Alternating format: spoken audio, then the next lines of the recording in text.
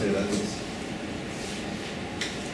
Bueno, pues voy a hablarles de dos fenómenos que de alguna manera pues se han puesto de moda y se está hablando mucho de ellos últimamente, que son el trabajo en red y la incidencia política. Esta reflexión que voy a hacer pues parte de una experiencia vivida con la red del buen trato, que más adelante pues les cuento los detalles. Esencialmente, digamos, cuál es la motivación de hablar sobre estos dos temas. Pues pienso que pues estamos viviendo en una situación donde permanentemente nos aquejan problemáticas de carácter público que requieren pensar estrategias de intervención social, por ejemplo como los desplazados, ahora como el tema de los desmovilizados del proceso de negociación con la FARC, el tema de los habitantes de la calle, en fin. Y estas dos estrategias como tal están pensadas, digamos, para dar cuenta de una problemática particular que se está viviendo en Cali, que es la violencia familiar y el maltrato infantil.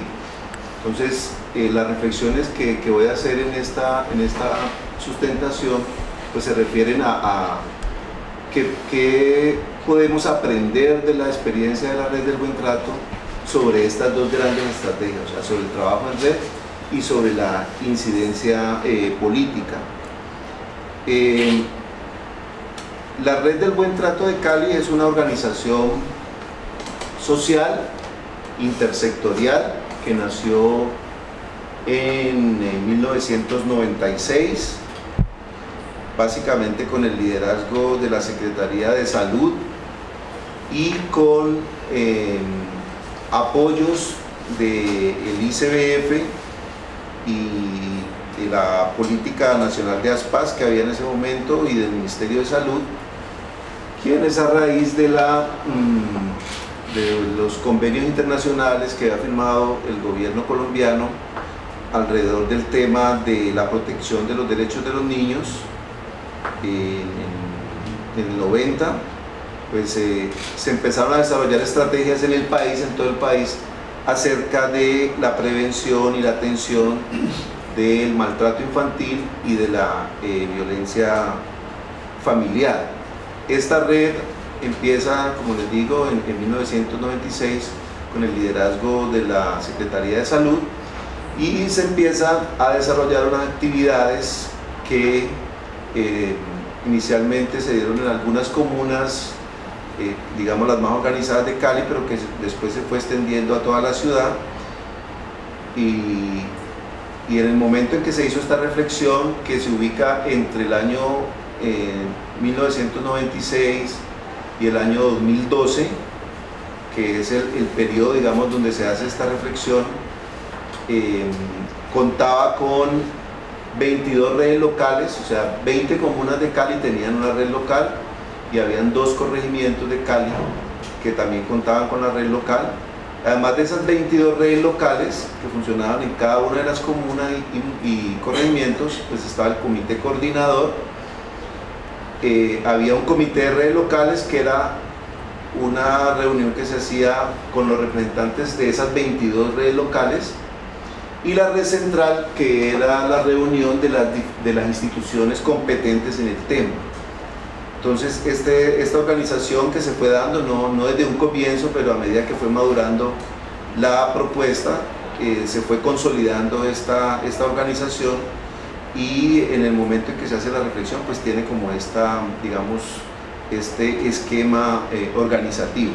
¿Qué papel cumplía yo en la red del buen trato? Bueno, yo llego en el 2000 invitado por la coordinadora de la red del buen trato a raíz de una investigación que hicimos con el profesor Carlos Arango en el barrio Cali Mío, que apuntaba a pensar el tema de la convivencia en ámbitos comunitarios. Entonces hicimos un trabajo en un barrio, en el barrio Cali Mío de Cepaz, Y cuando hicimos la presentación de esa investigación, pues fueron personas de la Red del Buen Trato y ellos vieron que había mucha afinidad y mucha relación entre lo que nosotros habíamos investigado y lo que se trabajaba en la Red del Buen Trato. Entonces nos invitaron a participar, al profesor Carlos y a mí. El profesor Carlos en ese momento estaba vinculado aquí a la Universidad del Valle y yo en ese momento era el director del programa EDUPAR, que era un programa interinstitucional que trabajaba el tema de convivencia y participación ciudadana en el municipio de Cali con diferentes instituciones. Entonces yo entro a participar en la red y después me vinculo al comité coordinador y a desarrollar diferentes proyectos en el marco pues, de la Red del Buen Trato. Esta reflexión pues, surge de una investigación que hice en el doctorado acerca de el trabajo que se hizo en la Red del Buen Trato, especialmente en la experiencia de la construcción y gestión de la política pública de convivencia familiar. Entonces, la metodología que se utilizó es la investigación de acción participativa como una modalidad de educación popular. Y eso quiere decir que las personas que participaron en la investigación fueron asumidos como coinvestigadoras. Aquí tenemos una integrante de la Red del Buen Trato que participó en la investigación y participó en el proceso de esa organización. Y la idea, como les digo, bajo los postulados de Falsborda, es que la comunidad no sea objeto solamente de la investigación, sino que sea sujeto también de la investigación, o sea, que asuman un rol como coinvestigadores y que se puedan generar aprendizajes de la investigación también para la comunidad, no solamente para los investigadores principales, sino especialmente para la comunidad. Entonces, para el desarrollo de esta investigación hicimos un diplomado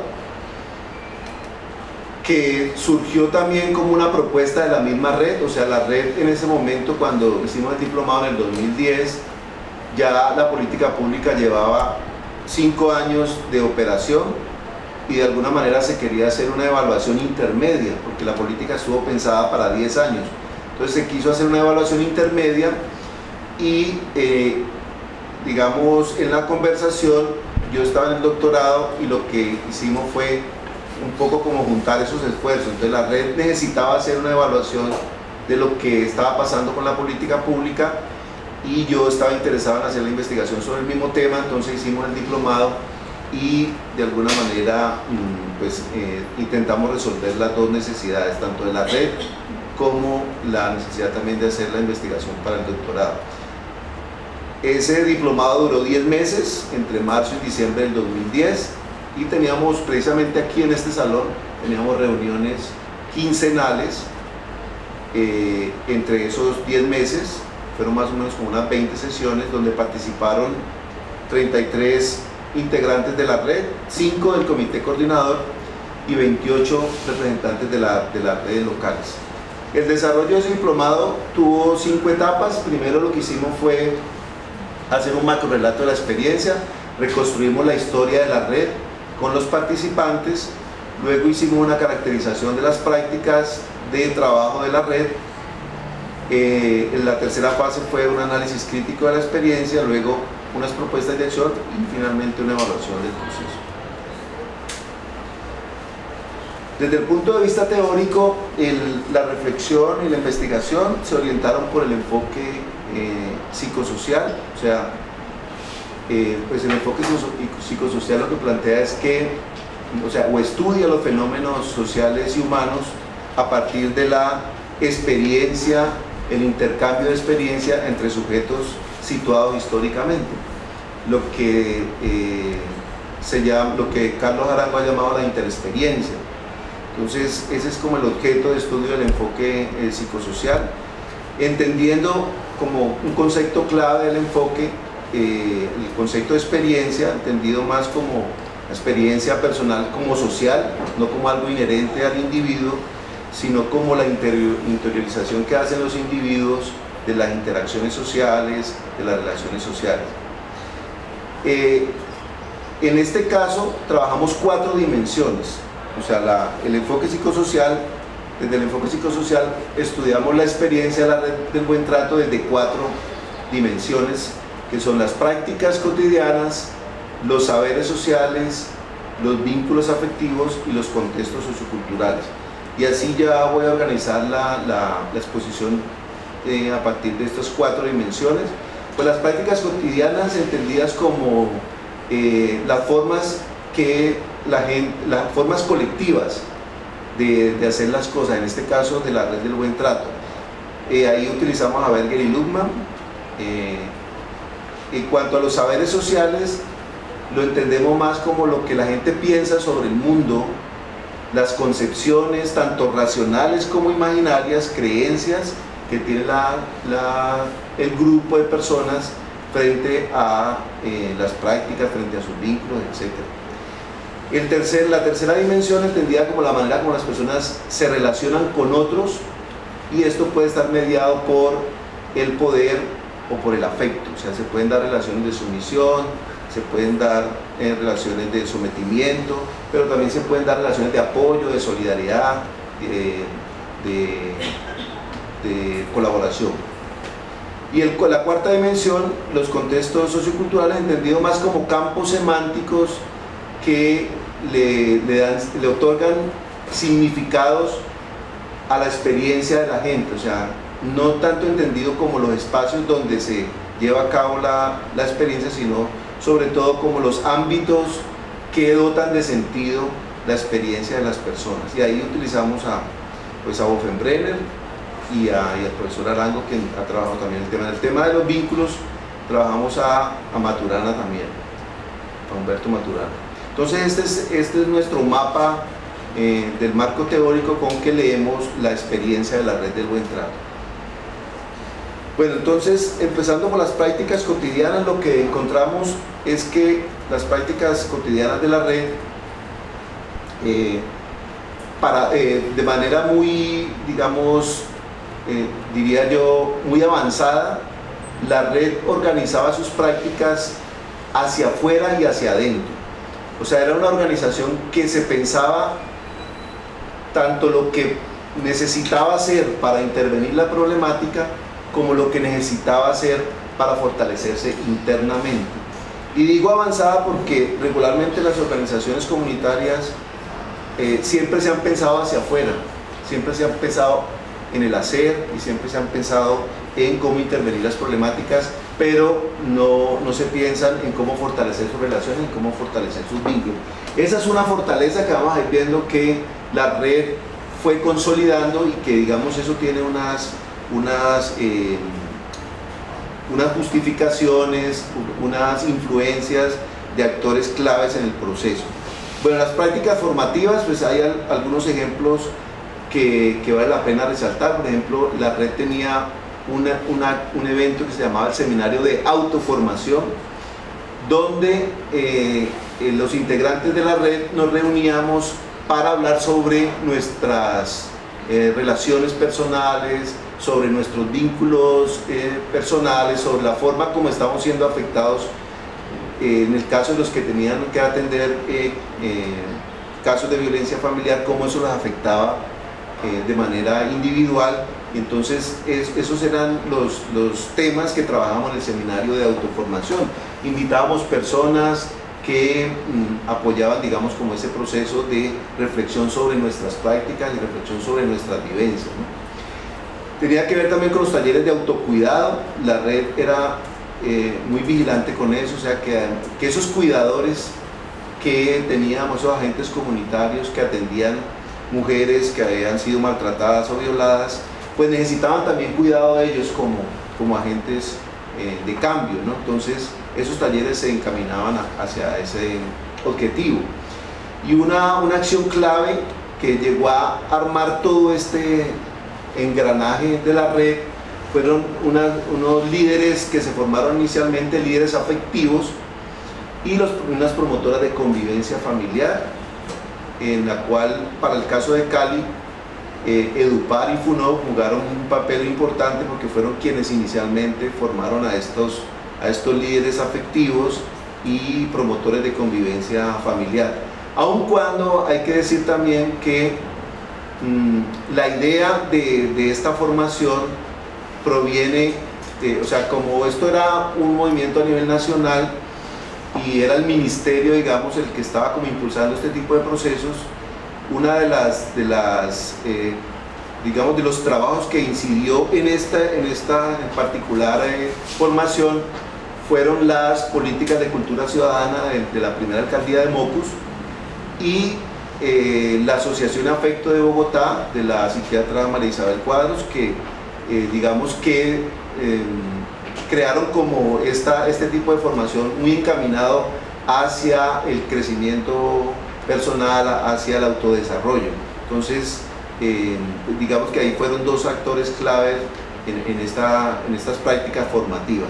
Y bueno, para mencionar también el Encuentro Municipal de Experiencias de Sistematización, que era algo en lo cual la Universidad del Valle, sobre todo desde el Grupo de Educación Popular, que en ese caso el profesor Carlos Arango era el que representaba al grupo, pues influyó mucho en la red y animaba permanentemente a que se desarrollaran experiencias de sistematización de todo lo que se hacía. Entonces, como había muchas cosas interesantes en las diferentes comunas, la idea era que la gente también sistematizara sus prácticas. Y por allá, como en el 2003, se hizo esta experiencia, este encuentro municipal, que fue el punto de partida, ese fue el punto de partida para empezar a pensar en la necesidad de una política pública. A partir de ese encuentro de experiencias de sistematización, la red vio la necesidad y se comprometió a adelantar en la formulación de la política pública. Las otras prácticas hacia adentro se referían a lo organizativo y ya, digamos, se diseñó participativamente una estrategia de organización que estaba armada por 5 etapas y cada red local asumía, digamos, como sus respectivas tareas frente a esa propuesta.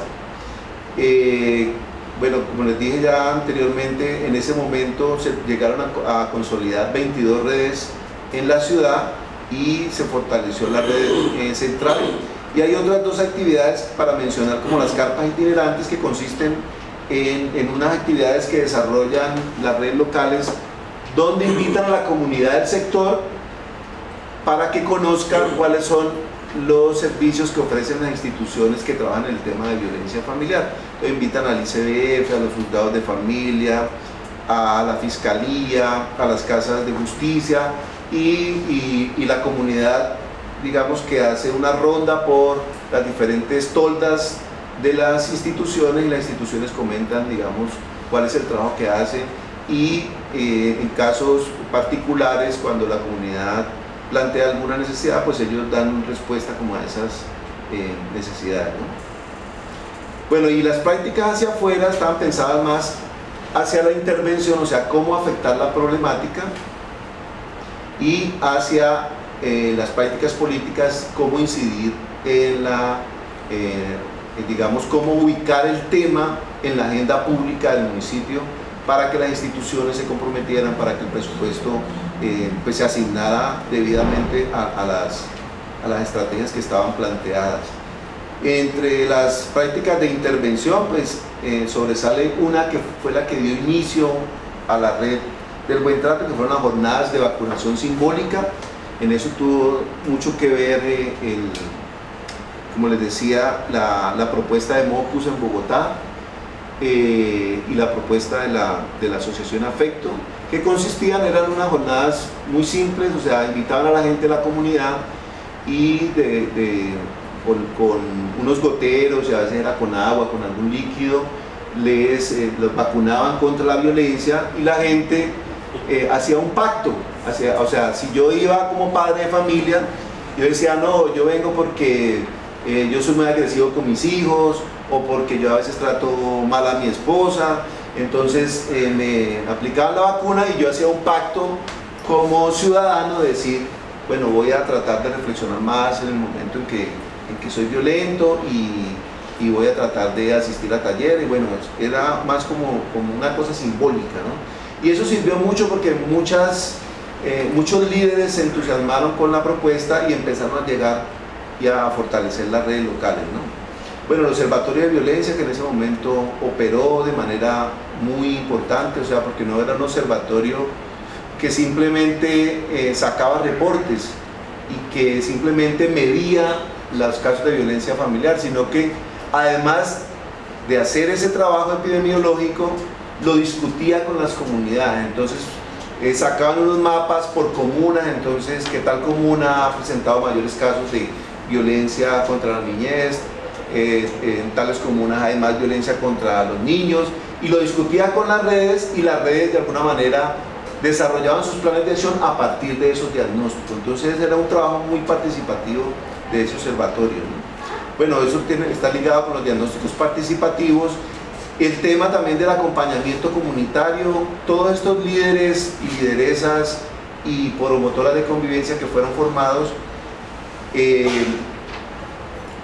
digamos que eran buscados por las personas que eran víctimas de violencia familiar, especialmente las mujeres, más que las propias instituciones. Entonces, en los sectores, como por ejemplo en la zona de Ladera y en el distrito, estas personas cuando recibían una agresión buscaban primero a los líderes comunitarios para que los apoyara, los escuchara y los atendiera de alguna manera, antes que ir a la Casa de Justicia, antes que ir a la inspección de policía, antes que ir a la comisaría, porque sentía que esa persona por lo menos lo escuchaba y que no, por ejemplo, no cumplía con tiempos institucionales, sino que podía llegar a las 8 de la noche, o un sábado, un domingo, conocía la casa, lo buscaba. Entonces eso sirvió mucho para crear vínculos con la comunidad, y después esos líderes comunitarios pues hacían el seguimiento a esa persona para que asistiera a la fiscalía, para que pusiera la denuncia, en fin. Bueno, y frente a lo político, pues esta red como tal, digamos que su máximo logro en términos de incidencia política fue la formulación y la gestión de la política pública. Fue la red quien sacó adelante la política pública. Nadie estaba pensando en ese momento en hacer una política pública de convivencia familiar, sino que en ese momento se estaba desarrollando en la ciudad el programa municipal de convivencia, que fue el préstamo BID que hizo la alcaldía para desarrollar todos los programas de convivencia, pero ese programa no había incluido el componente familiar como tal. Fue más por la incidencia de la red que los asesores del BID, yendo a visitar a la red y conversando con los funcionarios de la administración, pues decidieron abrir un componente de convivencia familiar, porque no estaba pensado. Estaba pensado, lo que primero arrancó fue el componente de convivencia vial, el desarrollo de todo el proceso de prevención de accidentes. Estaba, pues, por supuesto, pensado el tema de la violencia social, pero no se había pensado en el tema de convivencia familiar, y por la incidencia de la red se logró que se incluyera y que se desarrollara la política pública, ¿no? Luego, muchas acciones de cabildeo frente a la asignación de presupuesto en la alcaldía, y en el 2008, bueno, desde antes se logró que en la administración de Jorge Iván, después de haber formulado la política, porque no sé si ustedes recuerdan, antes de que empezara la administración de Jorge Iván, él construyó un plan de desarrollo, era como un borrador, y en ese plan de borrador no aparecía por ningún lado la política pública, y acabamos de aprobarla en el Consejo por acuerdo y todo. Entonces la red se movilizó y participó en estas asambleas comunitarias que hacía Jorge Iván, y logró que se incluyera como parte del plan de desarrollo del 2008. Bueno, esto frente a las prácticas. En el tema de los saberes sociales, pues son básicamente concepciones, ideas, argumentos que se manejaban al interior de la red, que incidían en las prácticas cotidianas de la organización, y podemos ubicar básicamente 4 grandes saberes sociales que incidieron en estas prácticas. Por un lado, los saberes sobre el objeto problema, o sea, sobre cuál va a ser nuestro objeto de intervención, cuál va a ser nuestro objeto de trabajo, y ahí la red se movía como en varias concepciones. La principal fue entre violencia y convivencia familiar. ¿Cuál es nuestro objeto de trabajo? ¿La violencia familiar o la convivencia familiar? Pues eso parece muy de cambio de palabras nomás, pero tenía un sentido muy importante para la red. Y el tema también del maltrato y el buen trato. ¿Cuál es nuestro objeto de trabajo? ¿El maltrato infantil o el buen trato? Entonces, esas discusiones que se daban mucho a la hora de la política y de la planeación de las diferentes estrategias, pues yo creo que se orientó más hacia una lectura positiva de la problemática, o sea, más hacia los recursos, pensando más, cuando hablamos de convivencia estamos pensando más en los recursos que tiene la gente para vivir en familia, o sea, porque no todas las familias tenían manifestaciones de violencia. Si mirábamos la estadística, digamos, si multiplicáramos, pues, como lo dice la fiscalía, que por un caso que se denuncie hay 5 casos que no llegan, si multiplicáramos eso por 5, más o menos la proporción de los hogares en ese momento, pues era de un 20% de hogares que estaban siendo afectados por violencia familiar. Entonces, y los otros 80%, bueno, supongamos que sea más, 40%, y los otros 60% estaban desarrollando prácticas de convivencia. Entonces, a veces, por ponerle mucho interés a las prácticas de violencia, dejábamos de ver las prácticas de convivencia y no fortalecíamos esas prácticas, que era una de las apuestas que tenía la red. Entonces, ese fue uno de los saberes claves que llevó como a las discusiones en la política. El otro saber fue sobre el método. Entonces, ¿cómo actuamos? ¿Preventivamente o actuamos o le damos más énfasis a la atención? Bueno, ahí tuvo que ver mucho la distinción entre lo comunitario y lo institucional. Por supuesto, la mirada comunitaria iba más hacia lo preventivo y hacia la promoción de la convivencia. Y la mirada institucional iba más hacia la atención, iba más hacia cómo medimos la problemática y cómo atendemos a las personas que llegan a la institución. Tiene que ver también con su rol, ¿no? Y el tema digamos, de dónde miramos las causas de la problemática. Entonces, si hacemos más énfasis que las causas de la problemática están en la misma familia, o si pensamos que las causas de la problemática están en la sociedad y en la cultura. O sea, ¿dónde ponemos el acento en los estudios, en las investigaciones?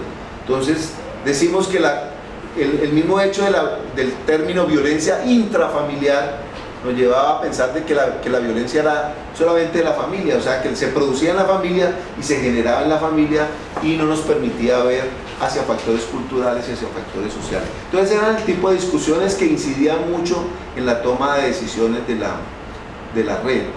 En cuanto a lo organizativo, pues también el tema de qué era eso del trabajo en red. Eso también generó muchas discusiones, cómo entendemos el trabajo en red. Pues desde la mirada institucional, el trabajo en red básicamente se miraba cómo hacemos para acompañarnos en nuestros programas. O sea, tenemos este programa, el ICBF, Secretaría de Salud tiene este programa, Secretaría de Gobierno tiene este programa, entonces juntémonos para desarrollar los proyectos. Entonces era más una sumatoria de esfuerzos para desarrollar los proyectos, pero digamos que nunca se pensaba, por ejemplo, en las propuestas que venían desde la comunidad, sino que siempre la prioridad eran las necesidades institucionales, ¿no? Entonces eso chocaba mucho porque el trabajo en red implicaba una visión mucho más integral del trabajo y una participación activa de los diferentes actores. En términos de los saberes frente a lo político, pues las instituciones pensaban que la acción política de la comunidad era presentar proyectos para que les aprobaran presupuestos. Así era concebida la acción política. Mientras que las comunidades pensaban, no, además de hacer proyectos, lo que tenemos que hacer es movilizarnos, tenemos que posicionar el tema en los espacios de decisiones políticas del municipio, visibilizarlo y ubicarlo en la agenda de gobierno y en la agenda de los actores políticos. O sea, iba mucho más allá de la presentación y la gestión de proyectos, ¿no? Y también el tema de la política pública y política institucional, entonces pensando más que es el desarrollo de proyectos o de programas institucionales más que el desarrollo de estrategias que involucran a toda la sociedad. Esos serían, digamos, los 4 grandes grupos de saberes sociales que incidieron en la experiencia de la red del buen trato. Ahora vamos hacia los vínculos. Igual que en el tema de las prácticas, los vínculos se trabajaban hacia adentro y se trabajaban hacia afuera. O sea, y esa es una de las grandes fortalezas de la red del buen trato, que siempre se pensó en los vínculos hacia adentro. O sea, sí, había que pensar en los vínculos con los actores sociales, con los actores políticos, pero nunca abandonar las relaciones internas. O sea, las relaciones entre los integrantes de las redes locales, las relaciones entre los integrantes de la red central, entre las instituciones y entre las diferentes instancias de la red. Entonces hacía mucho énfasis en eso. Y ahí había algo que era muy interesante. En las redes locales, donde el liderazgo era ejercido por los agentes comunitarios, donde, digamos, por decir algo, el coordinador de la red local era un agente comunitario, los vínculos afectivos eran más fuertes. O sea, ahí se notaba que el peso que tenía la mirada comunitaria, o sea, le daba mayor valor a las relaciones interpersonales, a las relaciones entre las integrantes de la red. Lo que no sucedía en las redes donde el liderazgo estaba más en los agentes institucionales. Igual pasaba en la red central, en la organización donde se reunían las instituciones, la relación era mucho más entre extraños, es más la relación, ¿qué haces vos? ¿Qué hago yo? ¿Qué podemos hacer los dos? ¿Cómo te puedo remitir este caso? ¿Cómo trabajamos la ruta? Pero era una relación mucho más instrumentalizada, no una relación pensada más desde la solidaridad o desde el apoyo mutuo. Y las relaciones externas, pues digamos que a pesar de que la red digamos, hizo esfuerzos para trabajar sobre todo la relación con la sociedad caleña, los logros no fueron muchos. O sea, en un momento la red tuvo una visibilidad mayor, que fue cuando se dio la formulación de la política pública entre los años 2004, 2006, 2007, pero después y antes no tuvo mayor visibilidad, sobre todo en los medios. Siempre que pasaba un caso de violencia familiar en la ciudad, buscaban a la red, los medios, entonces los periodistas llamaban a la coordinadora de la red o a cualquiera de nosotros, bueno, ¿qué piensan ustedes sobre esta situación de maltrato? Pero era el momento, pasaba el evento y volvía otra vez a invisibilizarse el trabajo de la red. Pero lo que hacíamos o lo que hacían las redes locales en las comunas no se visibilizaba a través de los medios, ¿no? Y algo particular también, como lo mencionaba antes, en las redes locales, donde el liderazgo lo ejercían los agentes comunitarios, había una muy buena relación con las comunidades de base. Había un reconocimiento del trabajo y había una buena convocatoria por parte de las comunidades a la hora del desarrollo, pues, de estrategias de trabajo. Bueno, sobre los contextos, la cuarta dimensión del análisis psicosocial de la experiencia, pues nos muestra 3 grandes contextos que son los que afectaron o incidieron en la experiencia de la red. Por un lado, el contexto político, y hay que decir que la red interactuó con actores políticos que promovían valores antidemocráticos, pero también interactuó con actores políticos que promovían valores democráticos. Entonces, por ejemplo, en el caso de la reunión con los concejales, con los secretarios y con los dirigentes políticos, incluso en los comités de planificación, la interacción que se daba sí estaba más movida por valores como el clientelismo, como la corrupción, como la demagogia. O sea, esa relación que se daba con esos actores estaba muy marcada por ese tipo de valores. Pero había otros espacios donde la red interactuaba con otros actores que promovían valores como la participación, como la transparencia. Es el caso, por ejemplo, del Comité de Infancia y Familia, el Consejo Municipal de Política Social, las mesas de familia que se trabajaban, los comités de salud. Entonces ahí había un contraste, ¿no?, entre unos actores políticos que manejaban los valores, digamos, de clientelismo político, y habían otros actores que trabajaban más en valores participativos de transparencia. Igual sucedía con la cultura institucional, o sea, hay actores institucionales que, por ejemplo, como el caso de las ESES, como el caso de los juzgados de familia. En el caso de las ESES, por ejemplo, se veía muy claro que cuando se interactuaba con los funcionarios de las ESES, ellos estaban muy preocupados por la facturación. A ellos les pagaban por la facturación. Incluso cuando iban a las reuniones de la red, ellos tenían que recoger un listado de asistencia, porque esa era como la facturación que llevaban de que sí estaban haciendo algo, y por eso les pagaban. Entonces había más una lógica mercantilista en algunas de esas instituciones. En el caso también de la fiscalía y de la policía, o sea, se movía más el tema más de lo tecnocrático, ¿no? Entonces aquí solamente los que pueden atender los casos son los expertos, los psicólogos, los líderes comunitarios no pueden participar como en este tipo de actividades, ¿no? Pero habían otras instituciones que yo diría que en eso tenía mucho que ver, como los funcionarios que estaban a cargo, ¿no? Había unos funcionarios muy comprometidos, funcionarios muy, digamos, convencidos del proceso, y se mostraron otro tipo de valores, ¿no? Como el trabajo cooperativo, la interdisciplinariedad, como eran los casos de justicia, las comisarías de familia, incluso hasta el ICBF había funcionarios que manejaban mucho la perspectiva de derechos, que apuntaban mucho más a trabajo articulado, ¿no?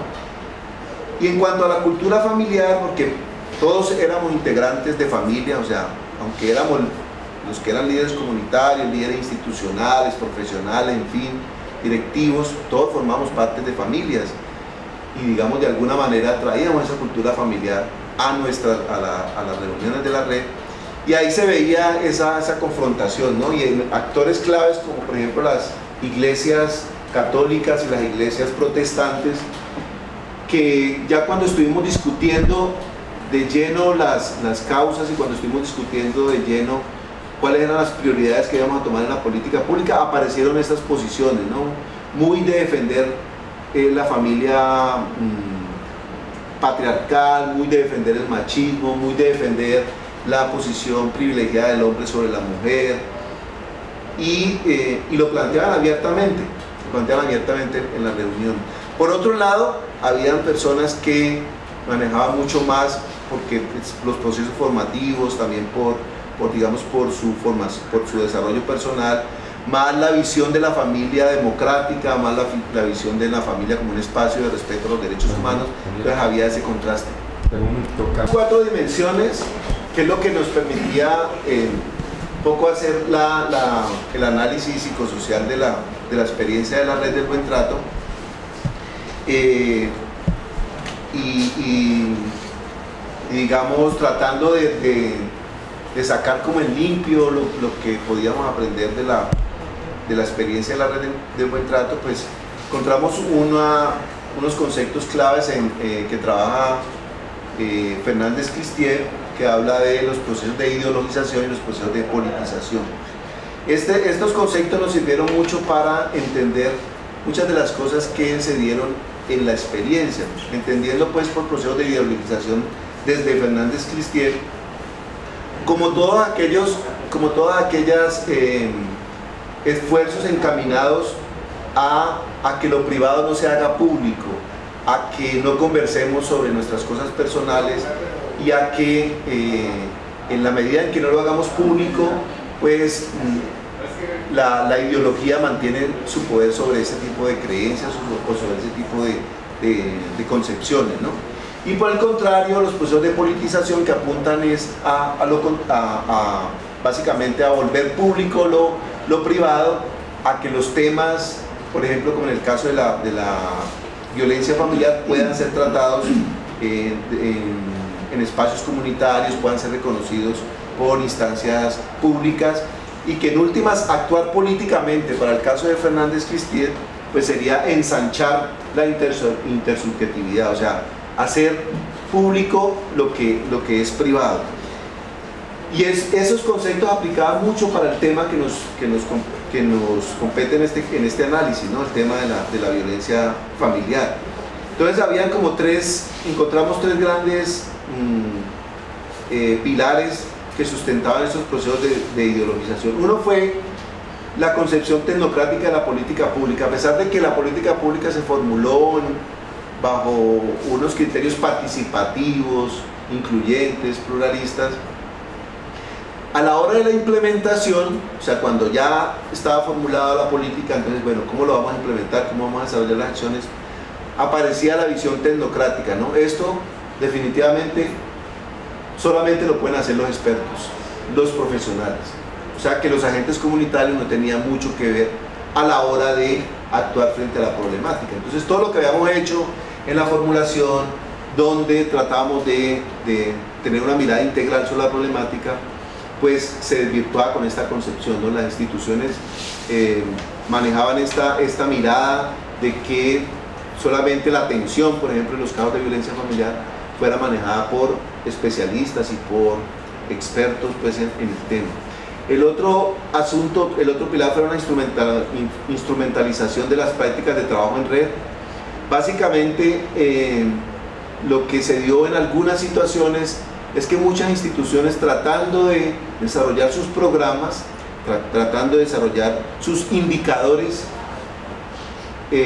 casi que utilizaba la red para poder cumplir con su objeto. Entonces se presentaba como si fuera un trabajo de la red, pero en últimas era un trabajo más que estaba orientado por intereses institucionales.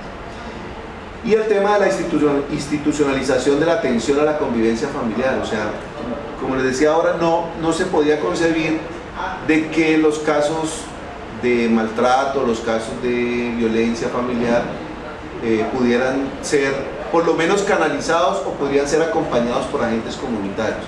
Entonces se pensaba mucho más en el tema de las rutas, mucho más en el tema de los centros de acogida, se pensaba mucho más en la judicialización de los casos que en el acompañamiento comunitario de los casos.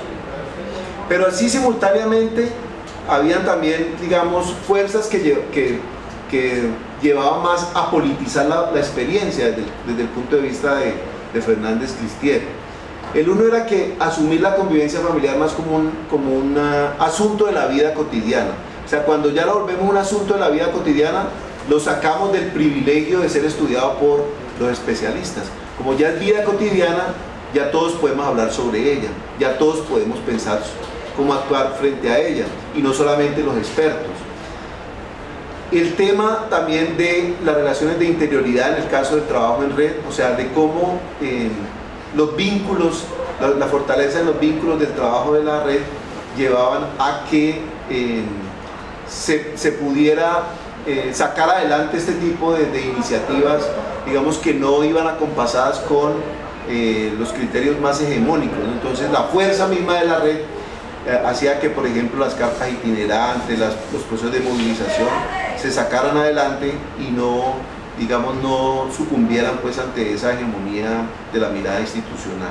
Y el tema del énfasis en la promoción y la prevención, las redes locales se volvieron muy fuertes en los procesos de promoción y de prevención, y allí como que, digamos, encontraron como su rol más importante, porque entendieron, al asumir la convivencia familiar como un asunto de la vida cotidiana, encontraron también la posibilidad de los recursos culturales, de los recursos comunitarios, de los recursos familiares, y poder sacar adelante como sus estrategias.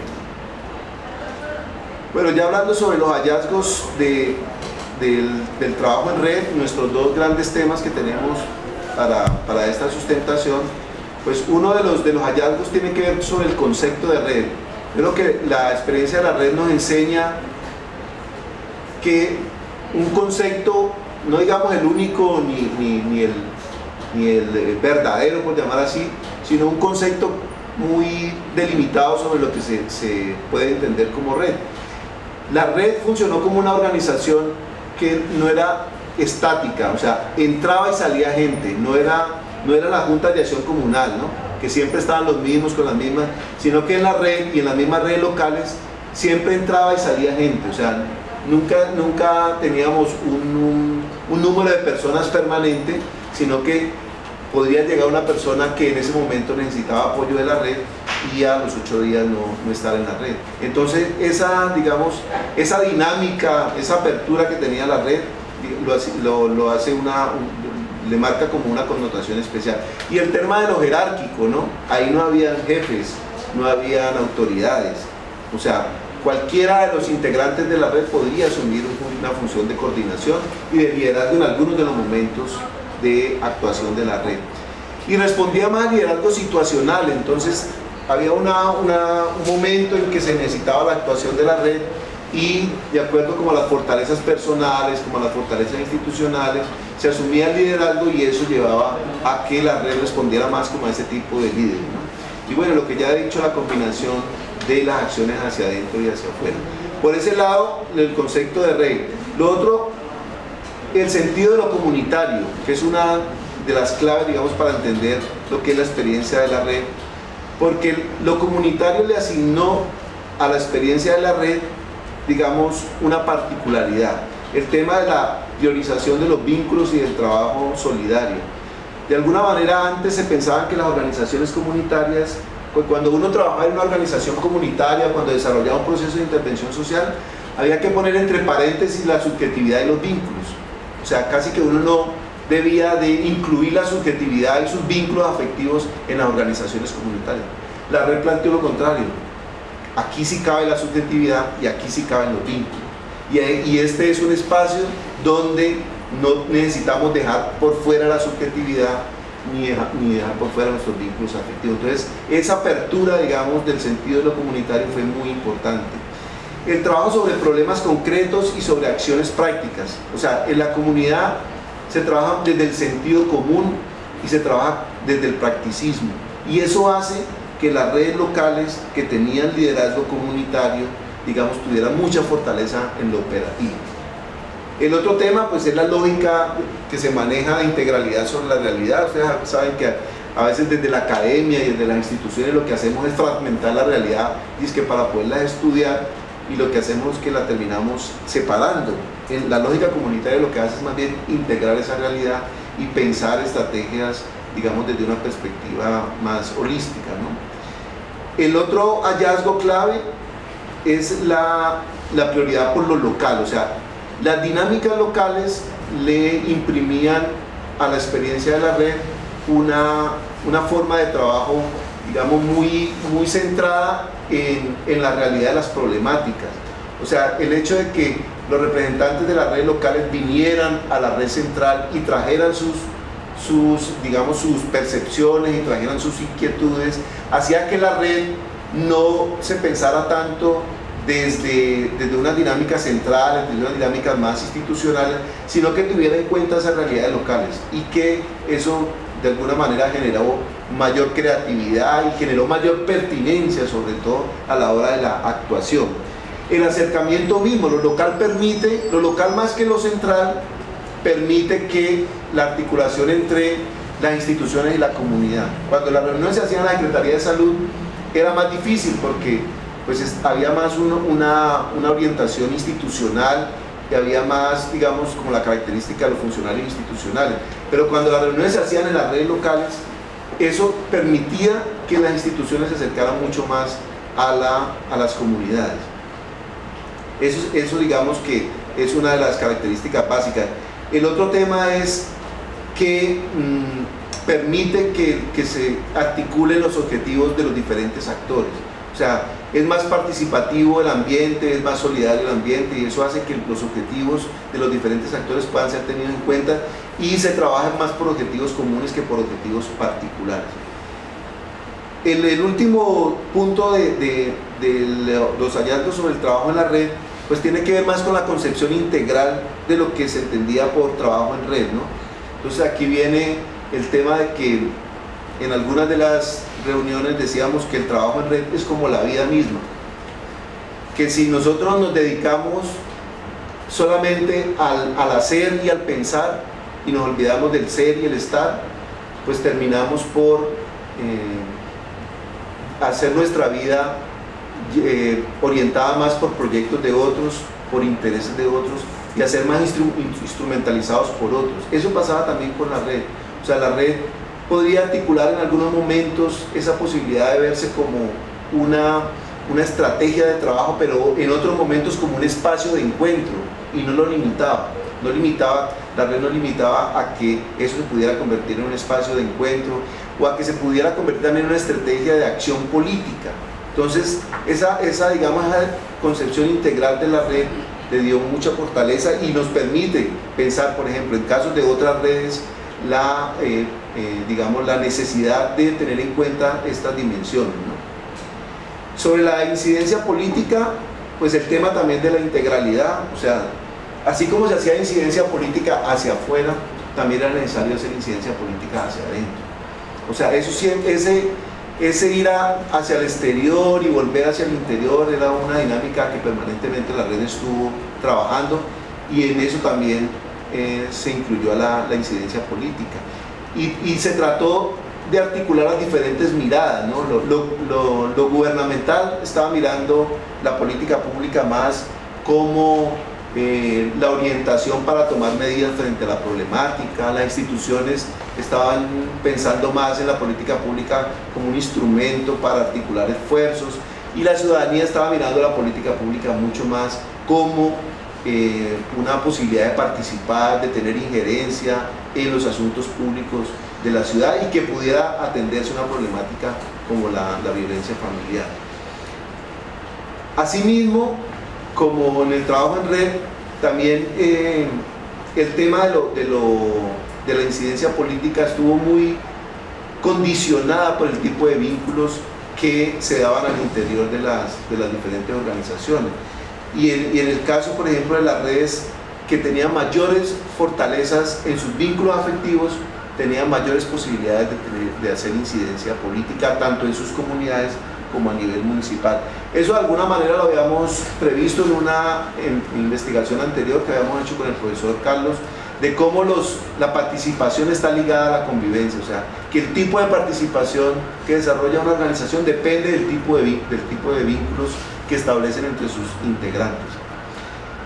El tema también de los saberes, o sea, cómo entender la incidencia política como un aprendizaje colectivo. La red aprendió en su experiencia a incidir políticamente, y básicamente aprendió porque se abrió a la posibilidad de intercambiar diferentes saberes, los saberes comunitarios, los saberes profesionales, los saberes institucionales, los saberes políticos. O sea, permitió que esa interacción se diera y trató de aprender, digamos, de esa interacción. Esa mirada de gestión social del conocimiento, pues es clave también para entender el tema de la incidencia política, para esta experiencia como para otras también, ¿no? Y el tema de la visibilización, uno de los asuntos claves en el desarrollo de la política pública fue la visibilización del trabajo de las redes. Cuando las redes empezaron a visibilizar su trabajo, desde ese encuentro de sistematización de experiencias que hicimos en el 2003, hasta la formulación de la política pública, y después de la formulación de la política pública, fue muy importante que siempre estuviéramos animando que las redes locales mostraran lo que estaban haciendo, que socializaran sus experiencias, que dijeran qué cosas estaban funcionando bien y qué cosas no estaban funcionando. Eso fue muy clave porque, digamos, fortaleció la autoestima de la red. El hecho de ser visibilizadas en diferentes espacios de la ciudad fortaleció mucho el sentido de pertenencia a la red y, digamos, su capacidad de actuación política. Y también el hecho de participar en otros espacios, ¿no? La red aprendió a participar en comités de planificación territorial, consejos de gobierno, interlocución con concejales, con secretarios, y en eso aprendió debido a que poco a poco fue, digamos, ganando mayor seguridad respecto a su actuación. Bueno, ya finalmente una frasecita clave que tenía la red de la Comuna 20 para su trabajo. Ellos en su plan de acción siempre tenían esta frasecita: nadie es más que el otro, pero sí menos sin el otro. La red de la Comuna 20, y esto pues nos muestra cuál es el espíritu de trabajo de la red, y de alguna manera pues está conectado con el tema de que la clave principal para todos estos temas no está tanto en el mercado, sino que está más en la vida, ¿no? En la celebración de la vida y en la realización de la vida. Ya, muchas gracias. Gracias, profesor Daniel. pues aquí podemos decir que somos más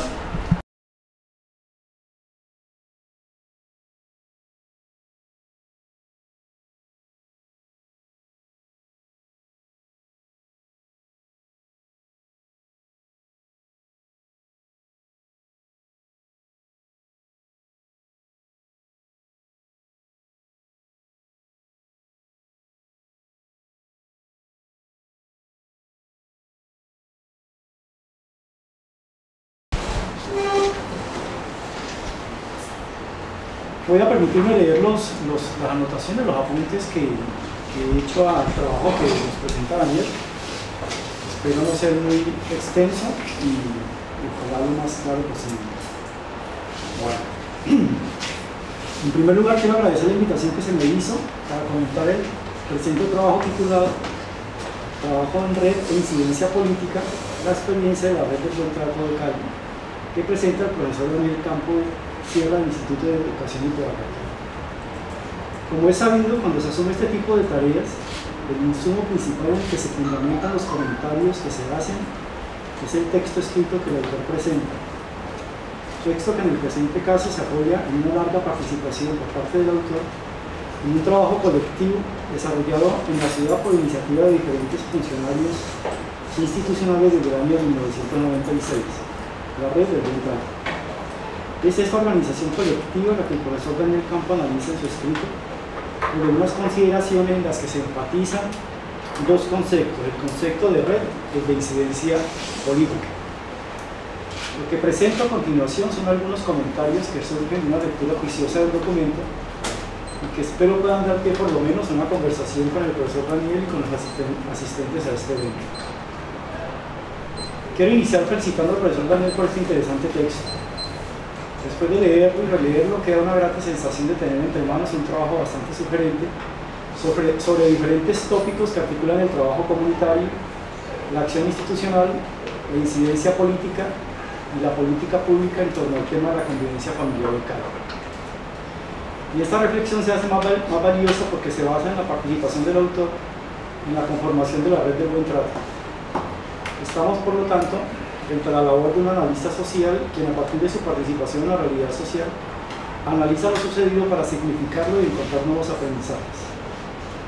Esto, como se sabe, coincide completamente con la perspectiva planteada por Touré respecto al ejercicio que debería realizar la sociología y los sociólogos.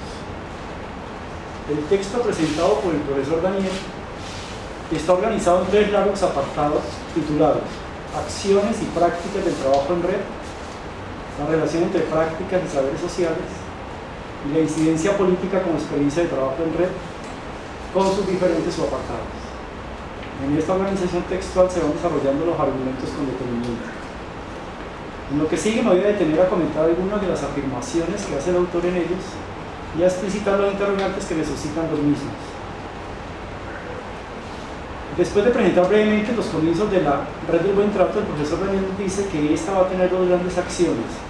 Una es al interior de la red, para fortalecer su estructura organizativa, y otra al exterior, pretendiendo, abro comillas, afectar integralmente la problemática de convivencia familiar, cierro comillas.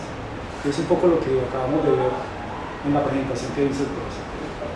Al interior de la red se recogen acciones de autoformación, se comprometen a acciones de investigación, sistematización y educación, y de fortalecimiento organizativo que involucran acciones de comunicación, coordinación y articulación intersectorial. Al exterior de la red se reúnen acciones de intervención social que implican acciones de promoción, prevención, diagnóstico, vigilancia, atención y tratamiento, y la incidencia política que compromete acciones de participación colectiva, movilización pública y gestión socioeconómica para el desarrollo familiar. El profesor Daniel describe en los primeros apartados del texto los logros y algunas dificultades que tuvo la red para alcanzar los propósitos de cada uno de estos momentos. Dentro de los logros importa destacar el nivel de articulación y de estructuración que alcanza la red, fundamentado en prácticas de solidaridad y vínculos afectivos y emocionales entre los miembros. Igualmente, la realización de una serie de acciones que buscaron fortalecer la convivencia familiar, apoyadas en una intervención que propiciaba el acompañamiento de la red y la participación de las comunidades. Es interesante a este nivel el que se logra posicionar el tema de la violencia y la convivencia familiar como un asunto público que compromete aspectos sociales, culturales y comunitarios, evidencia de esto la conformación de 22 redes locales en la ciudad de Cali. A nivel de las dificultades llama la atención que el profesor Daniel va a enfatizar principalmente en el impacto que va a tener en la red la política pública de convivencia familiar. Y llama la atención porque en el texto aparece referida a la política pública de dos maneras distintas. En una, como el resultado del nivel de estructuración que tiene la red, o sea, es un resultado del nivel de madurez de la red. En esta primera referencia, la participación de la red en la construcción de la política pública se muestra como un logro, puesto que compromete a los actores institucionales, gubernamentales y a los políticos para que, junto con otras organizaciones sociales y comunitarias, elaboren una política pública orientada a fortalecer la convivencia familiar. Esta propuesta es novedosa ya que rompe con el formato tradicional que tienen los políticos y funcionarios de hacer la política pública desde el escritorio y a espaldas de la gente directamente afectada. La segunda referencia que se hace de la política pública es para indicar sus efectos negativos en la red de buen trato, principalmente en la manera como va a impactar las distintas acciones que venía realizando la red, tanto al interior como al exterior de ella. Estos efectos negativos los va a destacar el profesor Daniel Campo a lo largo del texto, llegando a constituir el principal argumento que él desarrolla en el análisis de las relaciones entre la red del buen trato y la política pública de convivencia familiar. Para el profesor Daniel hay un antes y un después en los procesos que desarrolla la red del buen trato a partir de la aprobación de la política pública. Por ejemplo, las acciones educativas después de la formulación de la política pública se formalizaron como funciones de entidades competentes. Igualmente se presenta un divorcio entre la investigación y la intervención. A nivel organizativo se instrumentalizó la organización por parte de programas institucionales que hacían ver esas acciones como si fueran parte de la red. Igualmente la comunicación se utilizó para favorecer la imagen particular de las instituciones. A nivel de la intervención social se priorizaban acciones de registro estadístico a partir de indicadores de las situaciones de violencia familiar, dejando de lado ejercicios participativos, dejando de lado, abro comillas, ejercicios participativos y las reflexiones cualitativas adelantadas por las redes locales. A nivel de la atención y tratamiento se favoreció la respuesta institucional a partir de la adopción de rutas y procedimientos de atención por parte del trabajo de equipos especializados, reduciendo la atención por parte de los actores. Al respecto se señala, abro comillas, entre más se institucionalizaba la atención de la convivencia familiar, más se alejaba a las organizaciones sociales y comunidades de base de intervenir en su abordaje. Con relación a la incidencia política se presentó la subordinación de iniciativas locales frente a las lógicas centralistas.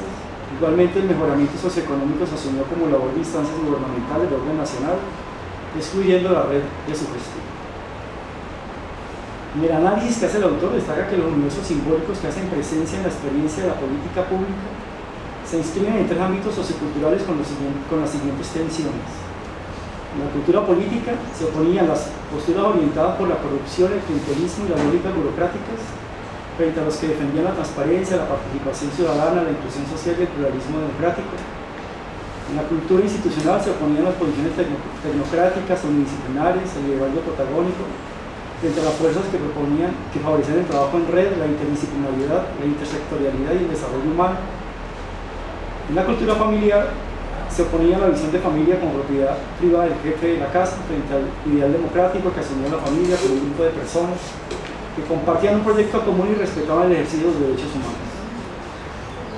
En este análisis el autor deja claro que la legalización de la política pública termina afectando perniciosamente la labor de la red, desarticulando y echando para atrás logros importantes que se habían tenido en varios años de trabajo, tanto al interior como al exterior de esta.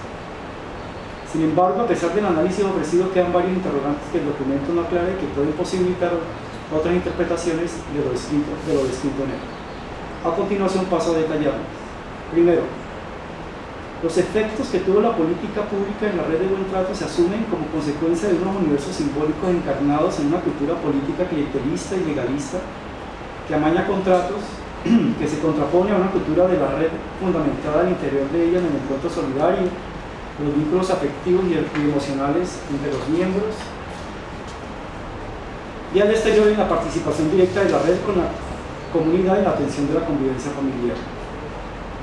En esta tensión es la cultura política clientelista la que termina cooptando el trabajo de la red, como ya se ha señalado. ¿Por qué la política pública logra cooptar el trabajo de la red? El autor intenta una explicación fundamentada en una idealización por parte de los miembros de la red, en el carácter legal que tiene la política pública y la ilusión de suponer que el actor político se plegaría a ella, lo que efectivamente no ocurre. ¿Qué explicación se puede dar a este, abro comillas, hechizo de la norma, como acertadamente lo nombra el autor?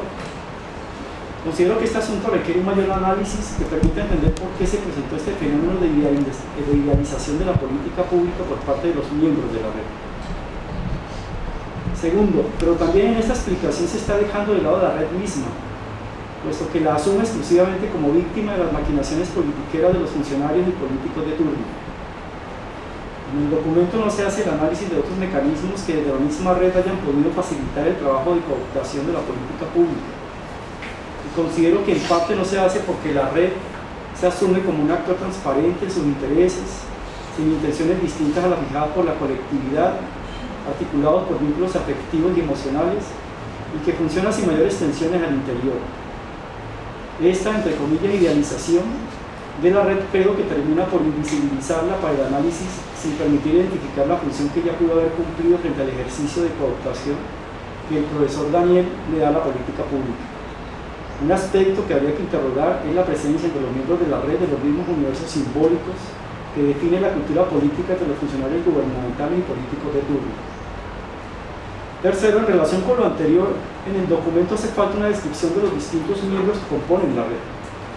Por referencias que se hacen a lo largo del texto, se infiere que desde el comienzo hay presencia de funcionarios institucionales de la Secretaría de Salud Municipal y del ICBF, pero también del sector académico, de las ONG y de líderes comunitarios. Esta presencia variopinta claramente tiene diversidad de intereses y motivaciones que el texto no aclara y que ayudarían a entender lo que va a ocurrir después con la implementación de la política pública. Por ejemplo, es claro que los funcionarios institucionales y gubernamentales son un actor con intereses distintos a los que pueden tener algunas ONG o líderes comunitarios, intereses que pueden estar más articulados a los universos simbólicos de una cultura política convencional. Creo que en la exposición eso quedó mucho más claro que lo que estaba escrito, lo que estaba dicho en el documento. Finalmente, considero que este ejercicio que hace el profesor Daniel en este documento muestra muy bien los retos que el analista social tiene que enfrentar cuando él mismo hace parte del objeto analizado.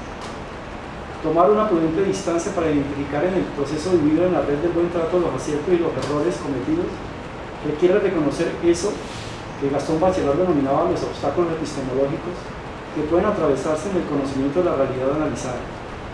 En este caso, los obstáculos epistemológicos pueden ser muchos, principalmente cuando se ha puesto el alma y el sombrero en la construcción de un proyecto social que efectivamente le ha aportado a la convivencia familiar en la ciudad. Gracias. Gracias.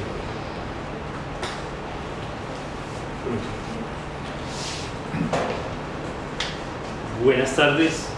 Bueno, después de la presentación de Daniel en forma tan detallada y tan rigurosa, que como bien lo anota James, es quizá mucho más explícita y permite comprender mejor su trabajo que lo que aparece en el texto que tuvimos a bien leer y presentar aquí nuestros comentarios, y más todavía después de escuchar este análisis tan detallado y tan sistemático de James. Mis anotaciones van a parecer un tanto redundantes y quizá muy sesgadas desde la postura que tengo como, digamos, académico investigador, que es más la ciencia política que la sociología o que la educación, campos en los cuales pues, soy bastante neófito e ignorante. Entonces, lo que voy a hacer igualmente es leer mis comentarios que tienen, vuelvo y repito, un sesgo muy fuerte hacia lo político y que resultan quizá más producto de la inspiración de la investigación que un juicioso examen propiamente de la forma como se realizó y de las tensiones que se presentan y que muy bien ejemplificó James. Entonces paso a continuación a presentar el texto. Más allá de las formalidades propias del ritual de la cortesía, quiero empezar por agradecer esta oportunidad de compartir con Daniel, James y todos los presentes algunas apreciaciones sobre su análisis y evaluación crítica de la Red del Buen Trato, titulado, comillas, Trabajo de Red de Incidencia Política, la experiencia de la Red del Buen Trato de Cali, en el periodo que va desde su nacimiento en 1996, cuando surge, comillas, como una iniciativa de algunos funcionarios de la Secretaría de Salud Municipal, en articulación con el Ministerio de Salud y el Instituto Colombiano de Bienestar Familiar, ICBF, buscando conformar redes intersectoriales e interinstitucionales para la prevención del maltrato infantil y la protección de los derechos de los niños y las niñas de la ciudad de Cali, cierro comillas, que va hasta el 2012, fecha en la cual realizó Daniel su tesis doctoral sobre las formas de participación política de la red en la política pública municipal. Lo anterior significa que su trabajo es la afortunada síntesis de una amplia e intensa participación personal en el penumbroso, intrincado y apasionado mundo formado por la intersección y justaposición de lo público institucional, en este caso las entidades competentes de la alcaldía y el Estado central, con el ámbito más íntimo, personal y subjetivo que nos constituye como seres humanos, la familia. Y esa experiencia está decantada, interpretada y comprendida por una rigurosa reflexión profesional como psicólogo comunitario expresado en su tesis doctoral. De allí que este trabajo que he tenido la fortuna de leer sea una síntesis muy lograda de la vida y el saber, praxis y teoría, y contiene por ello una interpretación y comprensión holística y crítica de las vicisitudes, dificultades y principales logros que alcanzó la Red del Buen Trato, al menos durante el tiempo en que participó activamente Daniel en su gestación y desarrollo. De allí que no sea posible en este breve comentario abarcar todas las aristas que contiene su análisis, que van desde las relaciones entre prácticas y saberes sociales, desentrañando el sentido del trabajo en red, pasando por las luchas de los saberes sociales, el poder de las formaciones socioculturales, el nudo gordiano formado por las tensiones entre las culturas política, institucional y familiar, hasta concluir con el balance de la incidencia de la política en la experiencia del trabajo de red. Curiosamente, como es frecuente en muchas de estas experiencias vitales, donde está comprometido intelectual y sobre todo emocionalmente el investigador, mas no involucrado, concepto que a mí me parece del cual se abusa y no es el preciso, puesto que no se trata propiamente de una empresa criminal, se da por sentada la comprensión y el alcance de los términos principales y los fenómenos cruciales, como son el caso de la política. Seguramente, por la ubicuidad de esta que todo lo impregna y domina, desde las relaciones interpersonales en la familia, pasando por las profesionales y laborales, hasta las explícitas e institucionalmente reconocidas como política con mayúscula que se dan en el ámbito público estatal. Precisamente por lo anterior, considero que uno de los mayores aciertos del trabajo de Daniel es haber abordado el análisis de la Red del Buen Trato desde una perspectiva que podría denominar panpoliticista, la cual le permitió desde un comienzo superar la estéril división y compartimentación entre el mundo de lo público y lo privado, afirmando de entrada que la familia es un asunto político en tanto público, refutando así ese tópico tradicional según el cual la familia es la célula de la sociedad, demostrando más bien que ella, la familia, está profundamente condicionada y determinada por la sociedad donde se encuentra inscrita y especialmente por la forma como es imaginada y configurada desde el Estado, bien sea por su ausencia de políticas públicas integrales o bien, como queda lúcidamente expuesto en este trabajo, por unas dinámicas de orden clientelista, burocrático y tecnocrático. este complejo desafío, cuál es el de poder el Estado desplegar una política pública para la familia, se define desde el comienzo en la forma como es asumida precisamente la familia. Así, desde la lógica institucional, se trata de prevenir, contener, evitar y sancionar la violencia intrafamiliar, con lo cual de entrada ya está ella diagnosticada como un caso clínico y patológico, mientras que en la red del buen trato se aborda la familia como un ámbito para promover la convivencia.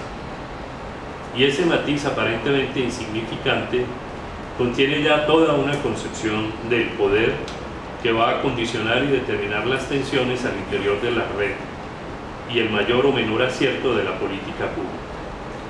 Y la primera y más funesta consecuencia es que la política pública se convierte en el centro de la actividad estatal, subordinando a la familia a sus diagnósticos e intervenciones que van a estar impregnados de imperativos como el predominio del saber tecnocrático de los funcionarios, con su parafernalia de formatos, indicadores y resultados que validarán el éxito o el fracaso de la política, independientemente de las dinámicas cotidianas de maltrato o convivencia al interior de las familias reales y no de esas familias virtuales que terminan proyectando la gestión de la misma política pública estatal. Así las cosas, el medio, la política pública, parece terminar siendo el fin, y viceversa, el fin, la convivencia familiar, termina siendo el medio propicio para alimentar una fronda de relaciones clientelistas, burocráticas y de contratación que escamotean el bienestar y la convivencia de la familia real. Esta metamorfosis perversa del medio convertido en fin se expresó al interior de la red del buen trato en fuertes tensiones y contradicciones entre lo público institucional y lo público familiar, convirtiéndose la red en una especie de campo de batalla entre los saberes tecnocráticos, los sociales y los familiares, con sus respectivas prácticas antinómicas y excluyentes. El resultado de estas tensiones, en lugar de contribuir a perfilar una lógica de convergencia entre saberes y prácticas, parece haber conducido a una especie de acuerdo tácito entre quienes piensan y actúan teniendo como horizonte la convivencia familiar y quienes desde la administración municipal piensan y actúan teniendo como fin la política pública y la familia como un espacio de violencia y disfuncionalidad que en tanto exista así será rentable para la lógica burocrática de la consolidación e intervención supuestamente exitosa de dicha política pública. Como me lo aclaró recientemente Daniel a una pregunta que le hice antes de escribir este comentario, abro comillas, en la época de formulación, gestión y puesta en marcha de la política pública 2000-2007, los resultados fueron significativos, a pesar de los obstáculos de la cultura institucional y la cultura política local. Se puede decir que los logros alcanzados antes de la política pública permanecieron y se fortalecieron en el ámbito local. Las redes locales siguieron trabajando en las comunas y de la mano con las víctimas de la violencia familiar. Algunas lograron articularse en las dinámicas centrales, sobre todo aquellas que tenían mayor empoderamiento comunitario. La fortaleza de la red del buen trato está en las redes locales, en el liderazgo de las madres comunitarias y las promotoras de convivencia. En las comunas se sigue trabajando a partir de los aprendizajes de la política pública, pero las instituciones centrales no han asumido sus responsabilidades frente a la política y la alcaldía solo habla de ella cuando se le interroga por lo que está haciendo frente a la violencia familiar. Cierro comillas. Con esta aclaración, creo que analíticamente se podrían comparar y contraponer las dos principales concepciones de poder que están en tensión al interior de la red del buen trato.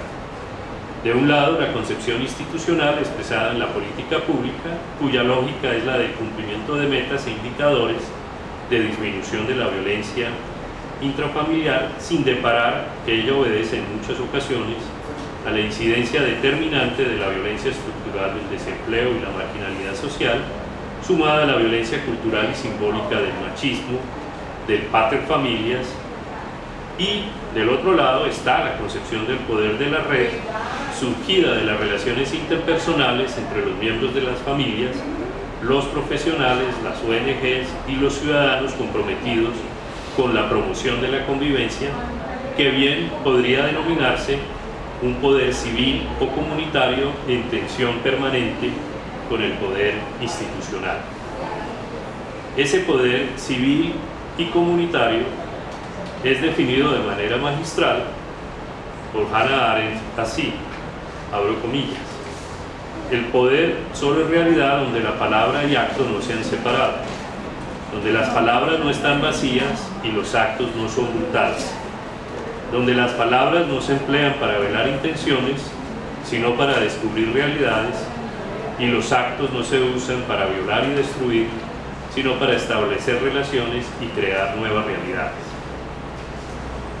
La red de Buen Trato ha sido consecuente, creo, con esta concepción civilista y civilizadora del poder, lo que lamentablemente no ha sucedido siempre con la concepción institucional del poder y su política pública, donde frecuentemente la palabra y acción están separadas, como es lo típico del promeserismo y la demagogia oficial, generando así desconfianza e incredulidad.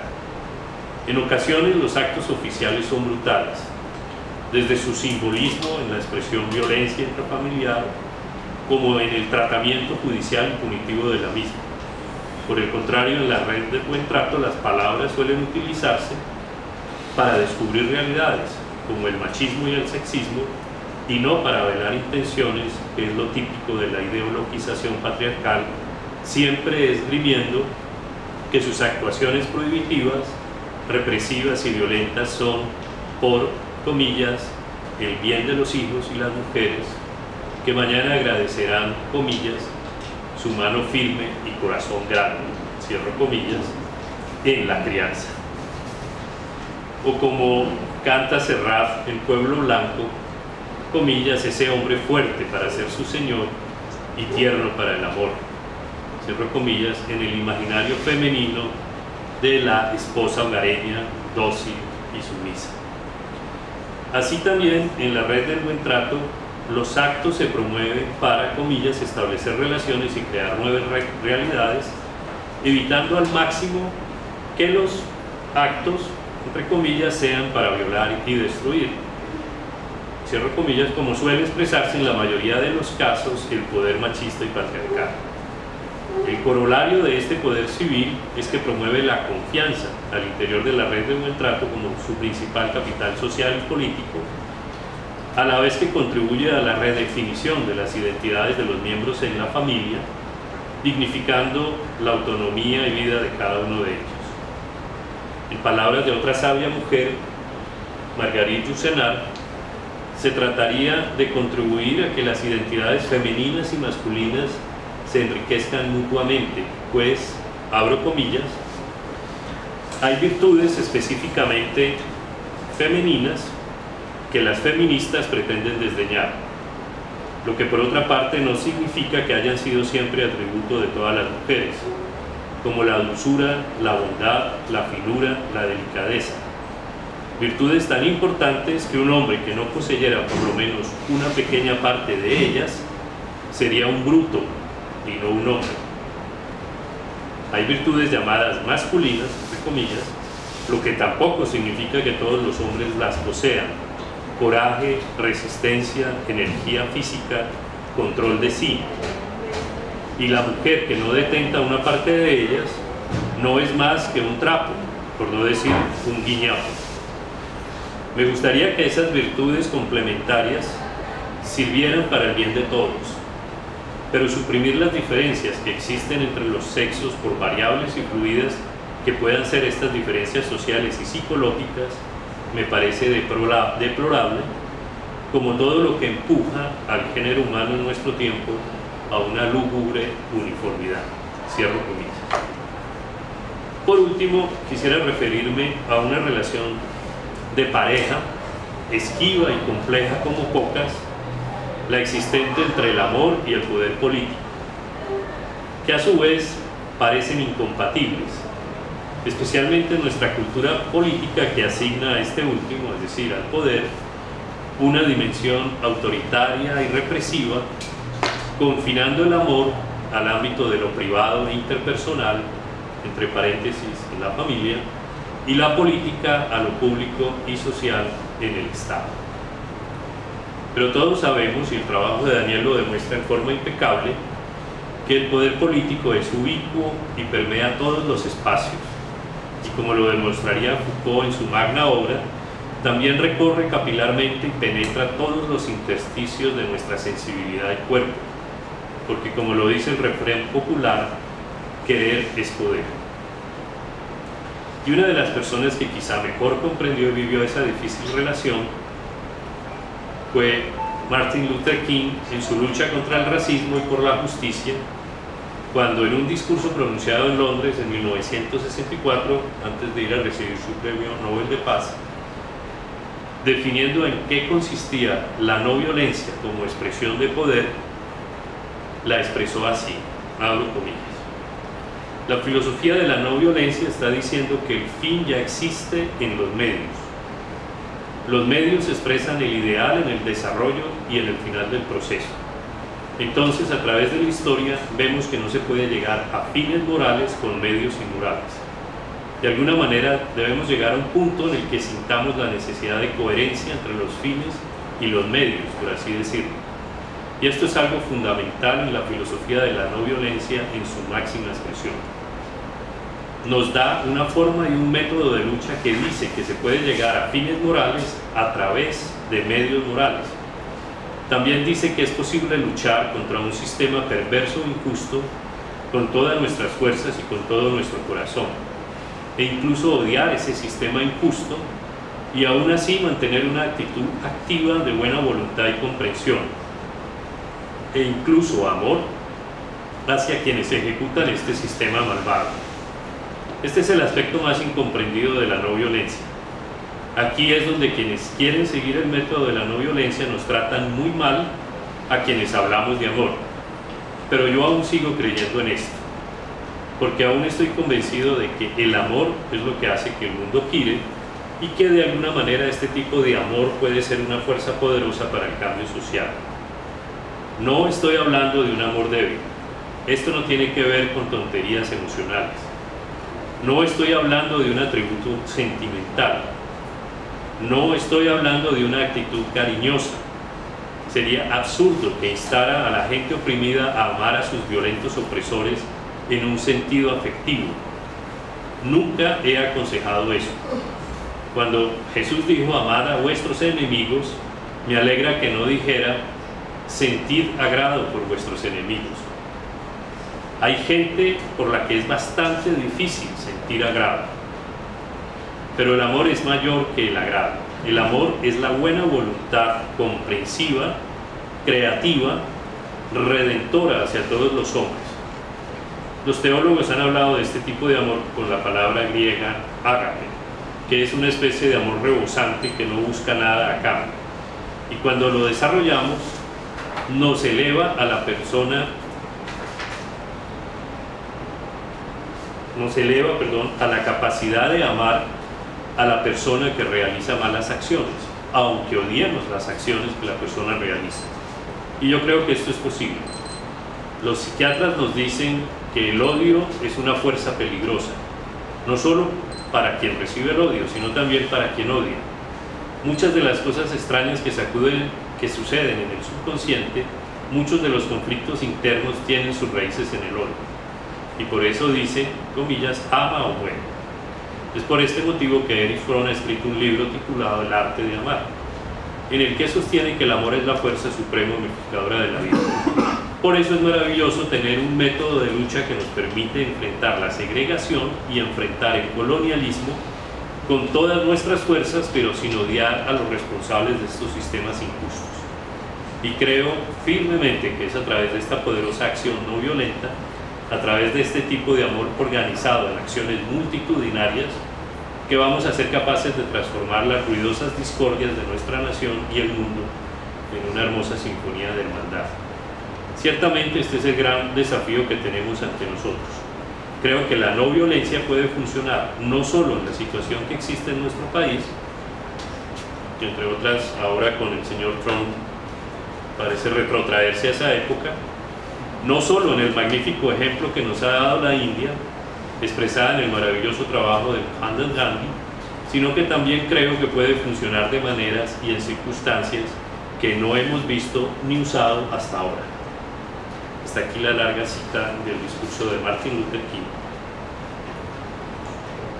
Y para concluir, no me cabe duda, después de haber leído el trabajo de Daniel, que ese amor ha funcionado en la red de Buen Trato como una apuesta por la convivencia familiar a través de la no violencia, como táctica y estrategia afianzada en esa concepción del poder del amor como la definió Luther King, comillas, buena voluntad comprensiva, creativa, redentora hacia todos los hombres, cierro comillas.